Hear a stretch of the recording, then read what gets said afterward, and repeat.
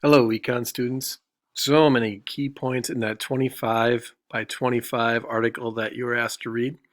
And some of those points we'll probably come back to in this presentation at some point. First, I want to show you the power of compound interest beyond what the Investopedia intro that you just watched gave you. And then we'll take a look at an infographic that will help give you an overview of investing. But first, I want to show you this chart, which you've been looking at as I've been talking here. This is my How to Become a Millionaire lesson, and I typically do this with the students in class, and I address the seniors first, saying, well, many of you are going to have grad parties here in the near future or receiving graduation money. And rather than going out and blowing it all right away, which would be really tempting to do, you can take, say, $2,000 worth of that and invest it at age 18. I'm going to show you how that 2,000 can turn into a million without having to do anything else. And then how you can get there faster by doing a little something. So I'm going to introduce the rule of 72, and you can see that up at the top of the screen. Rule of 72, basically what it tells you is this. If you take the number 72 and you divide it by the percentage that you're getting back when you invest, or also known as your rate of return, that gives you a general idea of what your doubling time is going to be. It's an estimate, but it's a fairly accurate one. So for example, if you invest that $2,000 that you get from graduation and you're getting 3% return, so maybe a money market funds account or something like that, you take the number 72, divide it by 3, and that gives you 24, which tells you that the $2,000 would double every 24 years. So if you look at the chart here, after year 24, it would be worth $4,000. After year 48, it'd be worth $8,000. Now, if you're investing as you are graduating, you're probably 18 years old. So when you see after 48 years, think of yourself as being 66 years old, right? Or just beyond retiring. So turning that 2,000 to 8,000 without touching it for that long probably doesn't seem like the best thing to do. Instead, if you can find 6%, well, you take number 72, you divide by 6% if that's your average rate of return. And that means that it's going to double every 12 years. So year 2000 becomes 4,000 at year 12, at year 24 it becomes 8,000, at year 36 16,000, and at year 48 32,000. So now we're getting somewhere. It's still not as good as we need it to be if we're looking to retire. Now if we look at 12%, and people might be thinking to themselves, 12% is a lot. Well, the market average over the last 50 years, and I made a note here, is 11.6%. So that's approaching that 12% threshold. So if you take the number 72 and divide it by 12, you get 6, which tells you that your investment is going to double approximately every 6 years. So your $2,000 after your year 6 is at 4, and then at year 12 it's 8. Moving your way on down, you can see you get to 32,000 by only 24 years, so you've half the time of what it was at 6%. The numbers start getting bigger and bigger though. After 30 years, it's worth 64,000, and bear in mind, you haven't put anything else into this account. And at year 36, it's 128,000, then 256,000 at 42, or when you're 60 years old.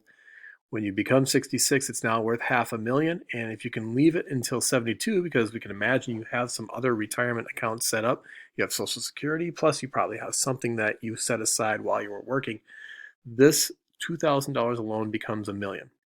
Now, if you want to get there faster, though, take that $2,000 that you make and then make a commitment to save and invest $30 a month. That is the equivalent of adding an extra $2,000 every 6 years. And watch what happens if you do that. So after 6 years, your initial $2,000 investment plus the $2,000 you added comes out to $6,000. And then after 12 years, it's now 14,000. So we're doubling it and adding 2,000 every time, which doesn't seem like a lot, but as we get further down the chart, it will. After 18 years, it's at 30,000. After 24 years, it's at 62,000. After 30 years, so when you're 48 years old, you've now got 126,000 in that account. After 36 years, you're at 254. After 42 years, or when you're 60, you're now at that $500,000 point. When you're 66 years old, you've now hit your $1 million, so you're at 1,022,000. And if you can let it sit for 6 more years, your 1,022,000 becomes 2,046,000. Okay, again, that's $2,000 and adding $30 a month only. If you can get yourself into that type of situation, and look back at the 25 by 25 article, give some clues as to how you get started with that, finding a good investor, and starting to create a good portfolio that's diverse so that you have your risk is spread out. And we'll talk about those things shortly. So, a quick review of investing, what you've seen in the article that you read, the previous video from Investopedia, and what I've started to talk about with Rule 72 is saving your money versus investing it. Now, some of us, well, all of us, in fact, should be saving money as well as investing it. And when you're saving money, you're looking at money that you want to set aside for the short term, for 0 to 5 years. But if you're investing, this is money that is a long-term investment, long-term savings. You're going for 10 to 60 years worth of savings there. When you look at this chart, it gives you some different options. All right, some things that you would consider saving would be your cash, putting it into a savings account, maybe a money market account, versus investing where you're putting your money into stocks or bonds or mutual funds or index funds or properties. Now, these terms you may not be familiar with, but I provided for you also a set of investment flashcards in this page on Schoology, so you can look those up and review those as well, so you get more familiar with what the difference is between a stock and a bond or a mutual fund and an index fund. So you can see we do need savings, and especially in this current COVID crisis, saving up for purchase and having an emergency fund is vital, especially for people who have unexpectedly become unemployed and will remain unemployed for a couple of months. That emergency fund, if you have it there, helps you get through these times. And a lot of Americans don't live with an emergency fund, and now they are panicked as a result of that. The other side of it is the investing here, where you're accumulating while saving it for retirement. And so you're building for something bigger in the future. You can see the average annual returns that you're getting on savings anywhere from 0 to 2%. In some places you can find up to 3%, whereas investing you're talking 6 to 10% or even higher. Warren Buffett, who many of you I'm sure are familiar with, is one of the wealthiest people in the world. He has a simple quote here that investing is the process of laying out money now so you can receive more money in the future. And I have a video that is going to end this presentation with Warren Buffett talking about the effect that compound interest had on his ability to make money like he does today. So this is just reinforcing what you saw in the Investopedia video, where if you're investing and you're getting compound interest over time, you don't see great returns early on, but the further away you get in time, the greater that compound interest starts trending upwards and earning you a lot more. So why wouldn't a person only invest instead of save every single time? Well, one of the reasons you wouldn't is because of risk. Okay. Now, when you're investing in cash or putting it in a savings account in a bank, your money is guaranteed. It's protected by the federal government. In an insurance policy known as the FDIC, banks that are FDIC insured then protect up to $250,000 of dollars that you have invested in the bank. So that's a very low risk for you. You know you're going to get this money back and you're not going to lose it.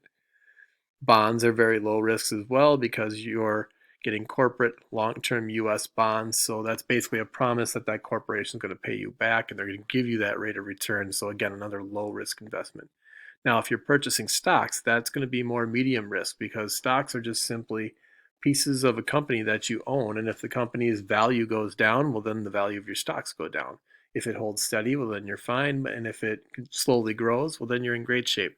But it can go either way. And currently, as I'm sure many of you know, the stock market took a dip when COVID hit the planet. And so we're going to see a correction here eventually where the market will start growing again, but it's going to need the pandemic to pass before that happens.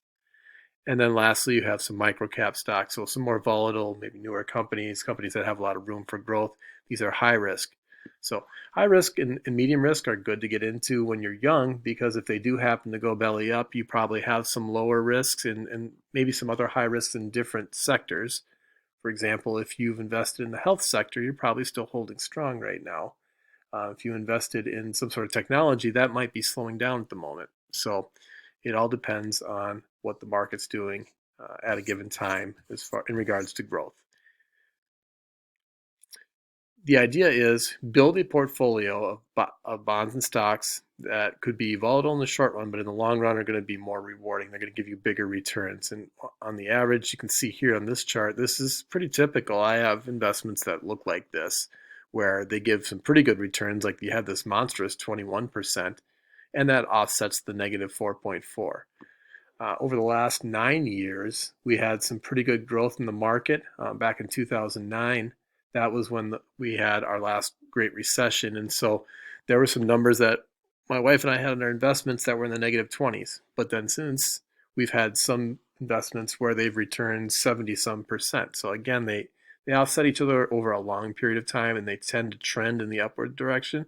But if you're looking at stocks by the minute, you can pull your hair out because sometimes they can take a negative turn for a short period of time. Index funds, here's a picture of an index fund, the Standard & Poor's 500. It's just a measure of 500 large corporations that operate on the New York Stock Exchange, and it just gives you an idea, an average, if you will, of how the market's moving. And so this is just one thing that you could invest in an index fund. When you are investing and you talk to an investment broker or a financial planner, which I strongly suggest everyone does if you're going to be investing, they're going to talk about your portfolio and what you should put in there. And you want to mix it. You want to have stocks, you want to have some bonds, some mutual funds, maybe some cash, possibly index funds. You're going to invest in hard assets, like you're probably going to buy a home or some sort of real estate property. So you have your wealth that you're accumulating is spread out in different areas just to make sure that if one of them goes bad, the other ones are still holding steady so you don't lose everything.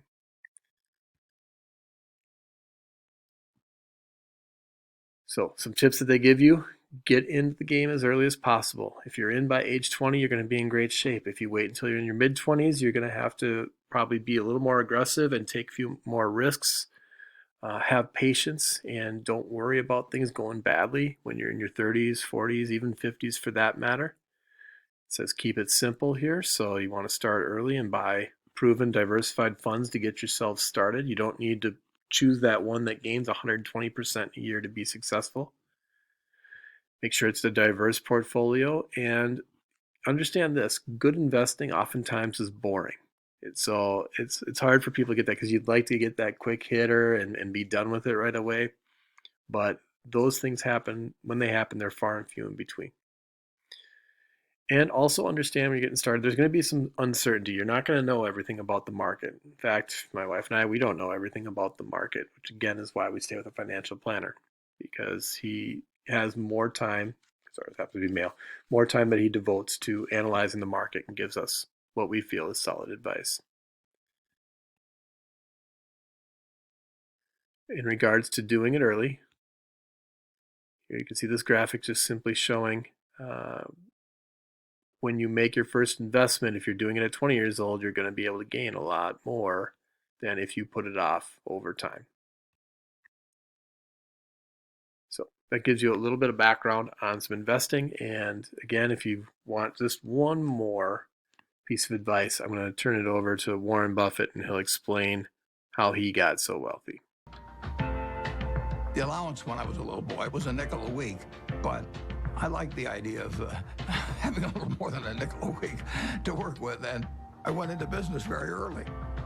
I started selling Coca-Cola door to door. I sold gum door to door. I sold Saturday Ink Post, Liberty Magazine, Ladies Home Journal, you name it.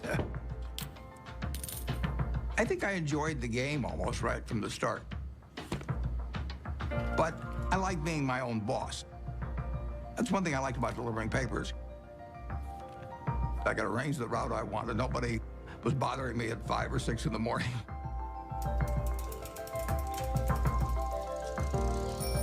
I was delivering 500 papers a day, and I made a penny a paper, but in terms of compounding, that penny turned into something else.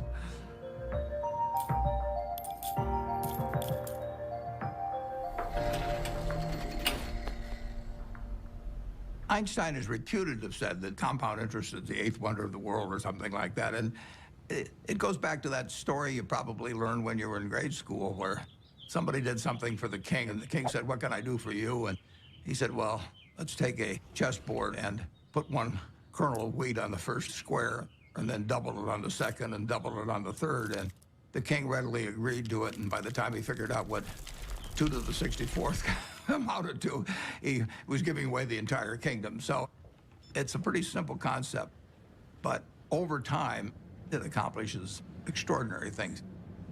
Extraordinary things indeed. In fact, the underlying concept behind Warren Buffett's success lies within compound interest.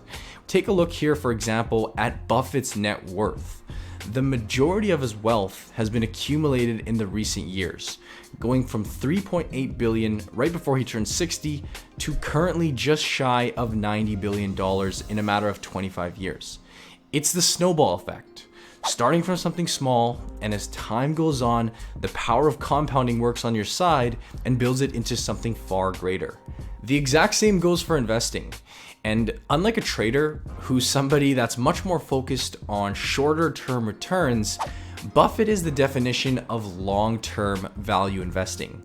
He's out there trying to identify good businesses, companies with strong fundamentals to buy and hold for the long term, and let the magic of compound interest work for him.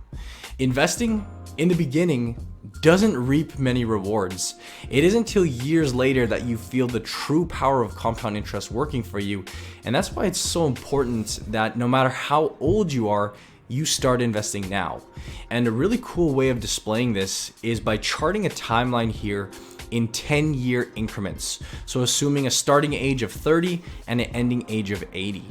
And let's assume here that you're able to earn a 7% rate of return compounded annually, which is something that is very realistic to achieve. This can be done by simply buying an S&P 500 index fund. Let's say you start with a $10,000 investment and you never invest a penny more. This is what that would look like. The blue line represents your initial deposit, and the green represents the growth or the interest that you're earning. And what's crucial to understand is that you only get the back end of this chart if you start now. It really is one of the truest forms of delayed gratification. It's quite shocking to realize that if you compare the same 10 years from when you started investing to when you finish investing, the same amount of time, the same amount of days, the same 3,650 days, you're earning tens and hundreds of thousands of dollars more thanks to compound interest. So when it comes to investing, compound interest and time are truly your best friends. It really doesn't take a lot of skill to simply pop money into the stock market every month, take advantage of compound interest like Warren Buffett does, but what's important is getting started as soon as you can and letting your money work for you. Hopefully this quick video was a bit of inspiration for you guys. If you're right on the fence with investing, it's not difficult to follow in the path of Buffett and have compound interest working for us.